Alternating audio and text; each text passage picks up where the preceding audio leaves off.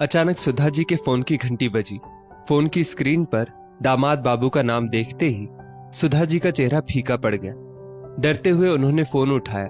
Phone उठाकर वो बस सामने की आवाज सुनती रही। शायद सामने से फोन कट गया तो उन्होंने फोन रख दिया।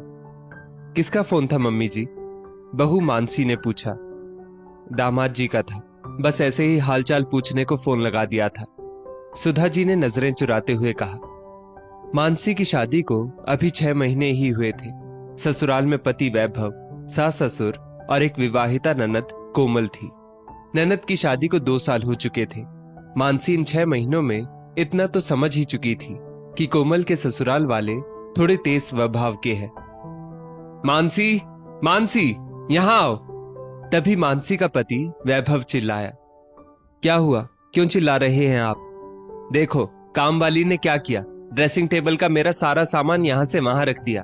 काम वाली से कैसे काम कराया जाता है ये तक नहीं आता तुम्हें, जाहिल औरत, वैभव चिल्लाया। इतनी छोटी सी बात के लिए आप इतना भला बुरा कैसे कह सकते हैं मुझे? एक बार को मैंने कहा ना, आगे से ध्यान रखूंगी, फिर भी जो मन में आया वो बोले जा रहे हो, मानसी ने भी गुस्से में कहा। छोटी सी बात थी लेकिन बहस ने उग्र रूप ले लिया था। दोनों पति पत्नी का मन खराब हो गया। वैभव ऑफिस चला गया और मानसी अपने कमरे में गुमसुम सी बैठ गई। दोपहर के 12 बजने को है। किसी को परवाह ही नहीं है कि दोपहर के खाने का भी इंतजाम करना है। बस आजकल की लड़कियों से बहस करवा लो, पता नहीं आज खाना नसीब होगा कि नहीं, सुधा जी ने सब्जी काटते काटते कहा। सुधा जी जोर जोर से बोल रही थी। मानसी को अपने कमरे में भी उनकी आवाज स्पष्ट सुनाई दे रही थी। मानसी गुस्से से तो भरी ही हुई थी। वो हॉल में आते ही बोल पड़ी। आज मेरा मन नहीं हो रहा है कुछ काम करने का, खाना आप भी तो बना सकती है, मानसी ने रूखे स्वर में कहा। तभी मानसी के मोबाइल पर उसकी मम्मी नीलम जी का फोन आता है। कैसी हो बेटा? नीलम जी ने पूछा। ठीक हूं मम्मी, मानसी ने जवाब दिया। बाकी सब कुशल मंगल? तुम्हारे पैर की एड़ी में जो दर्द था वो ठीक हुआ कि नहीं? नीलम जी ने पूछा। जी मम्मी, सब ठीक है, डॉक्टर को दिखाया था, अब राहत है, मानसी ने जवाब दिया। ला जरा समधन जी को फोन दे, उनका भी हालचाल पूछ लो, नीलम जी ने कहा। मानसी थोड़ा घबरा गई। उसे लगा उसकी सास उसकी मां से उसकी शिकायत करेंगी कि कितनी बदतमीज लड़की है, जरा भी संस्कार नहीं दिए, मम्मी को उल्टा सीधा बोलेंगी। पर ये क्या, उसकी सास उसकी मम्मी से बहुत प्यार से बात कर रही थी।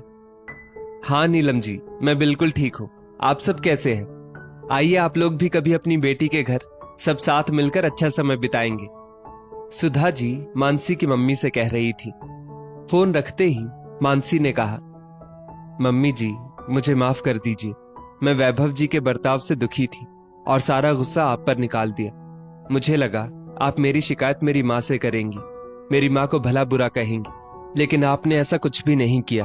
आप तो मेरी माँ से सहज रूप से अच्छे से बात कर रही थी, आपने मेरी जरा सी भी शिकायत नहीं की, मानसी ने कुछ सोचते हुए कहा।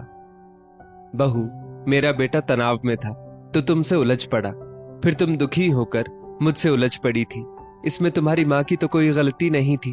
हम घर में आपस में भले ही लड़े झगड़े, लेकिन घर की बात बाहर नहीं जानी चाहिए, और ये तो मामूली सी बात थी। देखना शाम तक वैभव का गुस्सा भी छूमंतर हो जाएगा और तुम भी नॉर्मल हो जाओगी। अगर मैं छोटी सी बात को बढ़ा चढ़ाकर शिकायत करती तो तुम्हारे माँ पापा कितना परेशान हो जाते, शायद खाना भी ठीक से नहीं खा पाते। घर की बातें घर में ही रहनी चाहिए, सुधा जी बोली। मम्मी जी आप कितनी समझदार हैं, मानसी ने कहा। हाँ बहू, मैं भी तो एक बेटी की माँ हूं, बेटी की माँ की मनोदशा को अच्छे से समझती हूँ।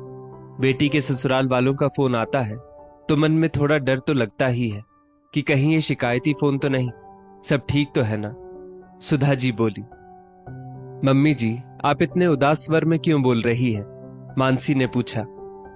बहू, अब तुम भी इस घर की सदस्य हो, तुमसे क्या छुपाना। तुम्हारी ननद कोमल के ससुराल से छोटी छोटी बात को लेकर कभी उसकी सास तो कभी उसके पति का फोन आता है। वे लोग कभी खुशी खबर का फोन नहीं करते, बल्कि हर बार शिकायती फोन आता है उनकी तरफ से। आज दामाद जी का फोन आया था, कह रहे थे आपकी बेटी तैयार होने में बहुत वक्त लगाती है, आप लोगों ने उसे समझाकर ससुराल नहीं भेजा क्या? पिछले हफ्ते कह रहे थे आपकी बेटी सबके सामने बोलती है। जरा आकर समझाइए अपनी बेटी को कि ससुराल में कैसे रहा जाता है। वो भी तंज कसते हुए क्रोध भरे स्वर में अपनी बात रखते हैं। अब बहू को हर छोटी छोटी बात पर सुनाओगे तो एक बार तो वो भी सुनाएगी ना। शुरुआत में उसकी सास फोन करती थी, ठीक से गोल रोटी तक बनानी नहीं आती आपकी बेटी को। मैंने कहा पढ़ते पढ़ते शादी हो गई बेटी की, थोड़ा समय दीजिए, धीरे धीरे सीख जाएगी। अकेले 6 लोगों की रोटी बनाने की आदत नहीं है उसे, आपकी थोड़ी मदद से सीख जाएगी।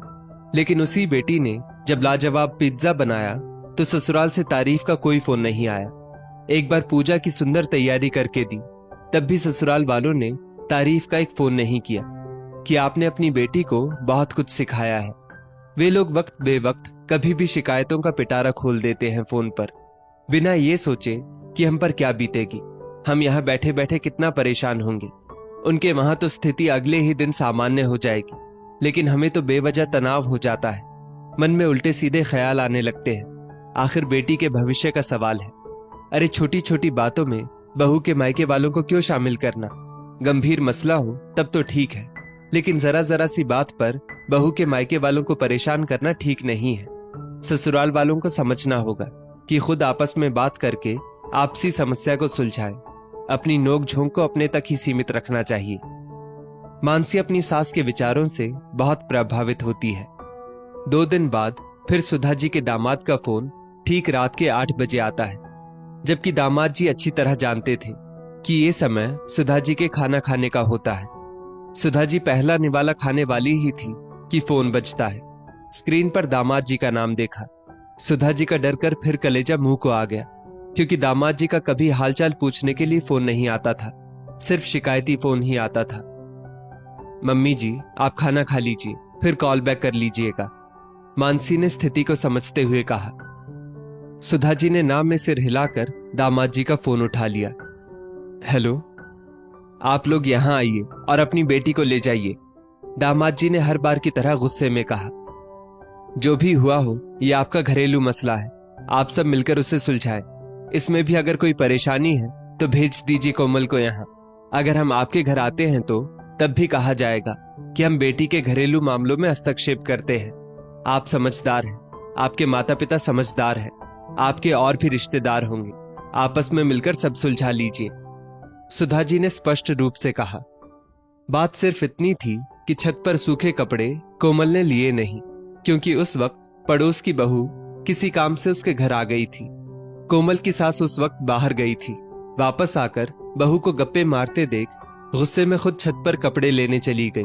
इसी बात का राई का पहाड़ बना दिया कि बहू को घर के कामों से कोई मतलब नहीं। ऑफिस से आकर कोमल का पति भी माँ की बातों में आकर उस पर बरस पड़ा। कोमल ने कहा भी, मैंने तो माँ जी से कपड़े लाने को नहीं कहा था, देर सवेर मैं ही ले लेती, इसमें इतना बड़ा मुद्दा बनाने की जरूरत नहीं थी। उसका इतना बोलना था कि दामाद जी ने कोमल के मायके सुधा जी को फोन लगा दिया। इस बार सुधा जी ने दामाद जी से डरने की बजाय समझदारी से बात की। छोटी छोटी बातों में पत्नी के मायके वालों को शामिल करना ठीक नहीं है, क्योंकि कभी कभी इससे स्थिति और भी ज्यादा खराब हो जाती है। अगले दिन सुधा जी की बेटी कोमल का फोन आता है। मम्मी, घर में सब सामान्य है। मेरे पति पुनीत भी कह रहे थे कि अब से तुम्हारे मायके शिकायती फोन नहीं करेंगे। बेटी की बात सुनकर सुधा जी की जान में जान आई। दोस्तों, कई बार बहू की शिकायत उसके मायके वालों से किए बगैर ससुराल वालों का 2 वक्त का खाना हजम नहीं होता। वो इसलिए शिकायत करते हैं कि लड़की वालों को किसी भी तरह से परेशान किया जाए, उन पर हर वक्त दबाव बनाकर रखा जाए, जबकि ये गलत है। ससुराल वालों को अपने मसले खुद सुलझाने चाहिए। आपसी झगड़ों में बहू के मायके वालों को घसीटना गलत है।